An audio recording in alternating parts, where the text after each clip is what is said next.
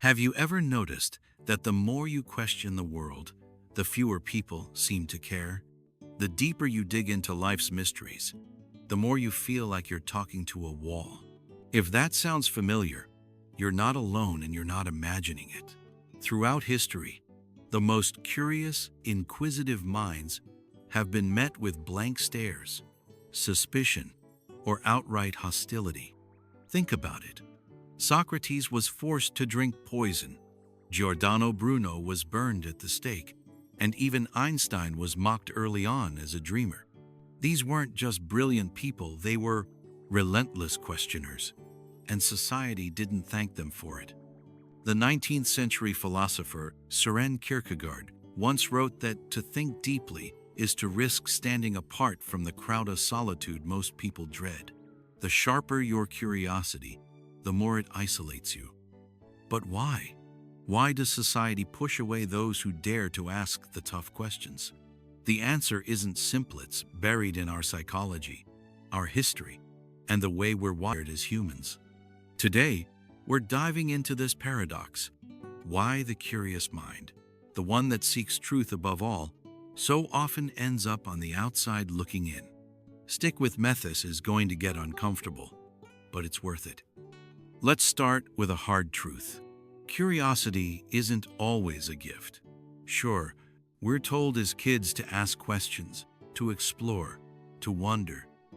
But the moment those questions start poking holes in what everyone else takes for granted, the mood shifts. Suddenly, you're not the bright kid anymore, you're the odd one out. Take Socrates. He didn't write books or build machines, you just ask questions. Why do you believe that? What does justice even mean? Simple stuff, right? Except it wasn't. His relentless curiosity made Athens so uneasy they sentenced him to death. Or think of Giordano Bruno, a 16th century thinker who wondered if the universe was infinite. His reward? A fiery execution. These weren't villains, they were people who couldn't stop asking why. So why does curiosity provoke such a backlash?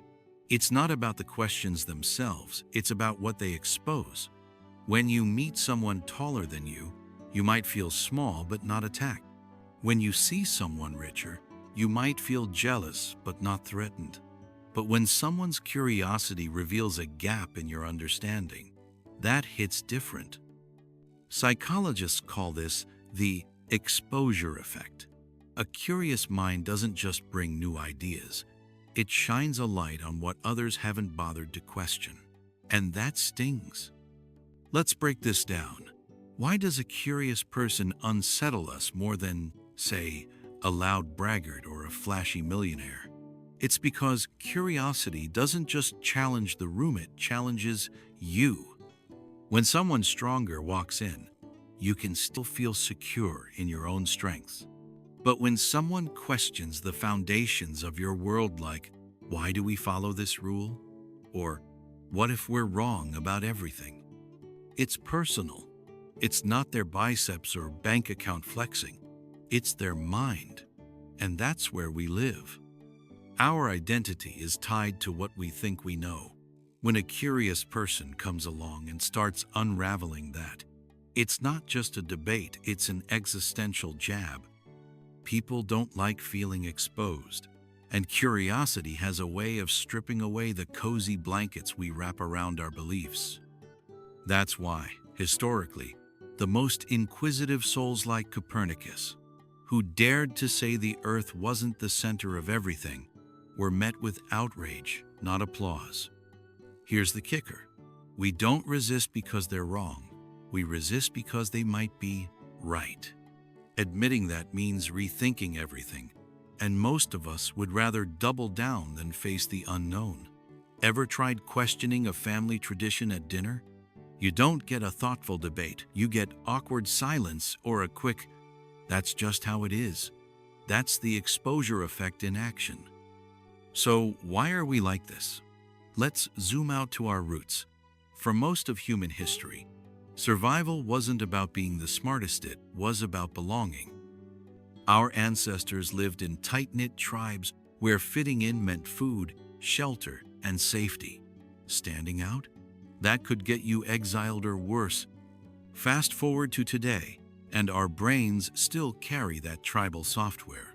Neuroscientists have found that when we feel outsmarted or out-questioned, our brain's threat center the amygdala kicks into gear.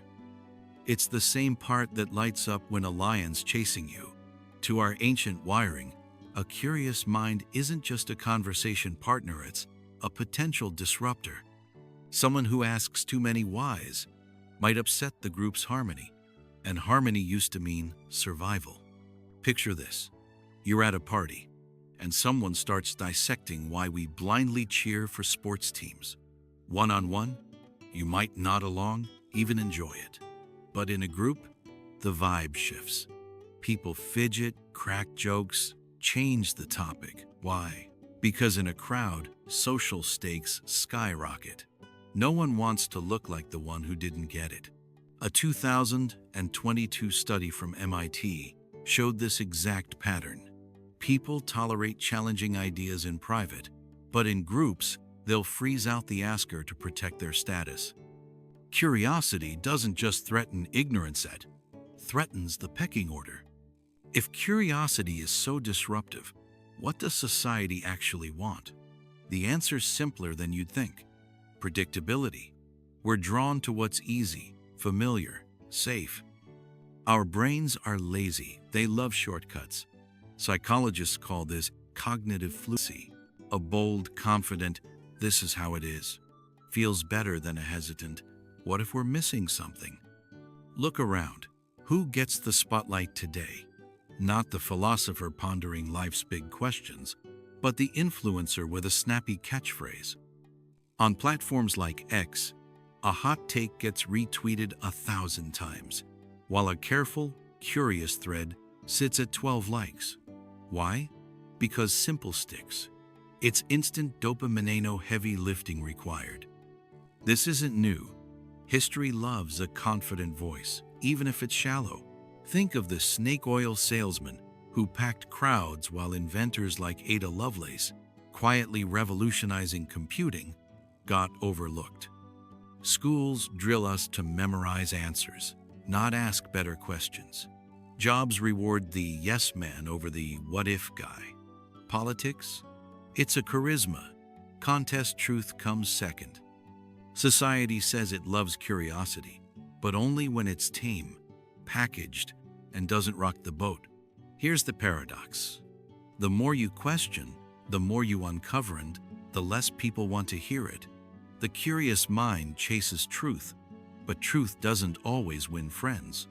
Spinoza, a 17th century philosopher, was excommunicated for asking if God was really what the church claimed. He didn't set out to offend, he just couldn't stop wondering. Today's no different. Ever brought up a what if at work, only to get eye rolls? Or shared a wild theory with friends, just to watch them scroll their phones? It's not you, it's them. Their brains are dodging the discomfort. Studies show we're wired to avoid cognitive dissonance, that messy feeling when our beliefs get shaken. Curiosity thrives on that mess. Most people run from it. And yet, society eventually catches up. Spinoza's ideas shaped modern thought, but only after he was long gone. Darwin's questions about evolution were mocked. Now, they're textbook.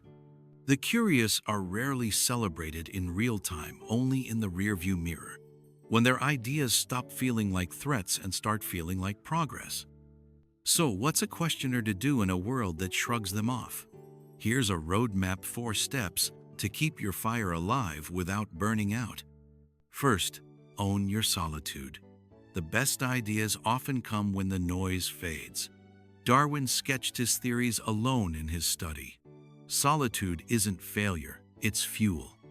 Second, find your people. You don't need everyone, just a few who get it. Online forums, book clubs, even a single friend who loves a good why, that's enough to keep you sane. Third, bridge the gap. Curiosity doesn't have to alienate. Frame your questions in ways that invite others in, not shut them out. Einstein didn't just theorize, told stories about trains and light. Make it relatable. Fourth, know when to pause. Not every moment needs a deep dive. Sometimes a laugh or a, yeah, totally, keeps you connected. Pick your spots. Curiosity is a marathon, not a sprint. Being a curious mind isn't easy. You'll feel the pushback, the silence, the dismissal, the isolation. But here's the flip side. You're part of a lineage. Every question you ask echoes the ones that changed the world. Socrates didn't stop. Bruno didn't back down. They saw what others ignored, and so do you. Society might resist the curious, but it's the curious who move us forward. If you've ever felt alone in your wondering, take heart. You're not lost. You're just a step ahead. What do you think? Have you felt this pushback in your own life? Drop a comment, hit that like button if this resonated, and subscribe for more dives into the big questions. Until next time, keep asking why, even if no one answers right away.